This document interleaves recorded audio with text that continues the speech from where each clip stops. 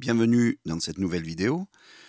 On a fait dans les premières vidéos, on a placé la croix blanche, on a placé les coins désormais avec le fameux Sexy Move et les samba. Maintenant, on va essayer de faire la deuxième couronne, c'est-à-dire la deuxième ligne de notre Rubik's Cube. Pour ça, on va utiliser un mouvement qui s'appelle le roi des Belges, parce qu'on parle de couronne et on dit que c'est les Belges parce que c'est une blague qui n'est pas forcément de très bon goût en disant qu'ils se trompent d'endroit là où il va aller. Donc on va commencer à placer en réalité les pièces qui sont les arêtes et qui se retrouvent sur la face du haut ici. Okay, donc là j'ai une arête verte et orange. Ici j'ai une arête bleue et rouge.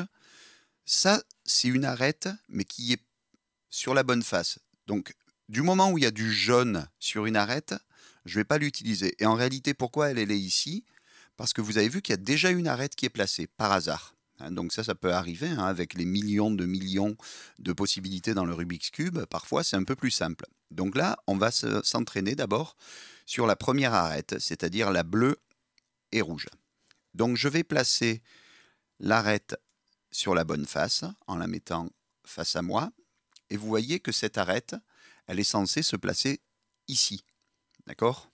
C'est-à-dire qu'elle est censée être entre le centre bleu et le centre rouge. Pour ça, je vais faire le mouvement qu'on appelle le belge.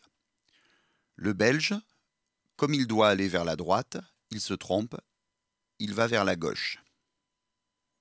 Les blancs l'appellent, lui disent « Mais non, reviens, tu t'es trompé ». Il revient. Donc vous voyez, elle est là, notre pièce à placer. Les blancs redescendent.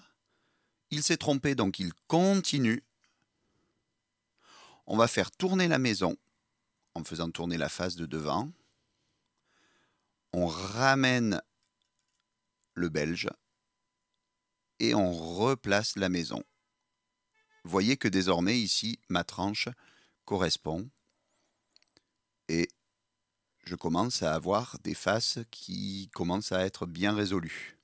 Je continue avec le bleu suivant. Donc là, par hasard, ça tombe bien parce que je peux vous montrer les deux sens des belges. Vous voyez que le premier belge, on l'a placé ici parce qu'il était rouge, mais lui, il est orange. Ce qui veut dire que je vais devoir le placer de l'autre côté ici. Et donc pour ça, je vais faire le même mouvement, mais inversé. C'est-à-dire, cette tranche, cette arête veut aller à gauche. Je la fais partir à droite. Les blancs s'insurgent. Reviens! Il revient. Les blancs sont rassurés, mais il se trompe et continue. Je fais tourner la maison pour le récupérer. Je le ramène et je le redescends. Et vous voyez que là, la deuxième couronne bleue est complète. Je vais continuer avec, par hasard, elle est bien placée encore une fois, elle aurait pu être n'importe où.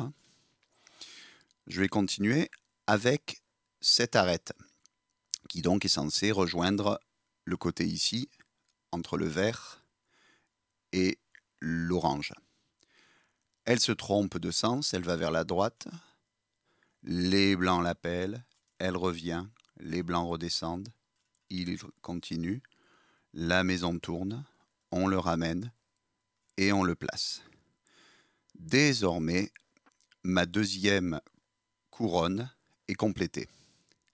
Alors, ça peut arriver que il y ait dans les arêtes ici une pièce qui soit mal tournée ou qui soit au mauvais endroit. À ce moment-là, on va faire ce qu'on appelle un belge à vide, c'est-à-dire que je vais faire tourner et faire mon algorithme sans réfléchir. Et voyez que là, par exemple, j'ai fait sortir cette arête qui était ici. Donc maintenant, je vais la récupérer. Je vous la fais une dernière fois. Donc le bleu qui est ici part du mauvais côté, monte, revient, descend, touc. On le rappelle et cloc. Il est placé. Et désormais, j'ai ma deuxième couronne.